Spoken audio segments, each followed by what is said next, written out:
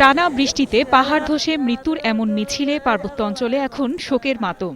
নিখোঁজদের সন্ধানে এখনো চলছে অভিযান। বুধবার সকালে দ্বিতীয় দিনের মতো উদ্ধার অভিযান শুরু হয় পাহাড়ে পাহাড়ে। বান্দরবানে নিখোঁজ মা কামরুন্নাহার ও মেয়ে সুফিয়ার মৃতদেহের সন্ধান পায় উদ্ধারকর্মীরা।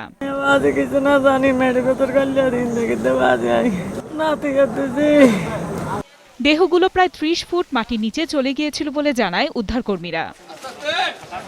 ফায়ার ফাইটার এবং রেস্কিউ বাহিনী আসছিলাম, সবাই মিলিতভাবে কাজ করছি এবং এলাকার কিছু লোক আমাদেরকে সহযোগিতা করছে। চট্টগ্রাম ও কুমিল্লা থেকে আসা উদ্ধারকারী বিশেষ দল রাঙামাটিতে উদ্ধার অভিযান শুরু করে। এখনো সন্ধান পাওয়া যায়নি নিখোঁজ এক সেনা সদস্যের।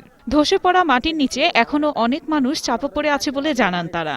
যখন একটু ভয় করার চেষ্টা করছে, পরে আবার এই যে এদিক থেকে এক ধাক্কা মাটি সবকিছু আইসে আবার পুরা একদমই হয়ে গেছে। প্রাণহানির পাশাপাশি রাঙামাটিতে বিদ্যুৎ সরবরাহ বন্ধ রয়েছে।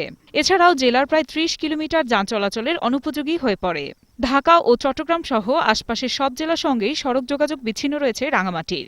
খাওয়া দাওয়া যা ছিল সম্পূর্ণ খাওয়া দাওয়া মাটির সাথে মিশে গেছে, এখন আমাদের খাওয়ার মতো কিছু নাই।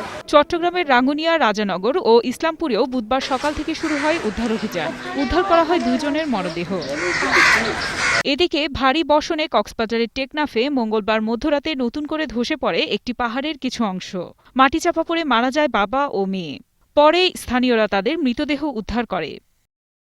আফসানা নীলা, ২১ টেলিভিশন।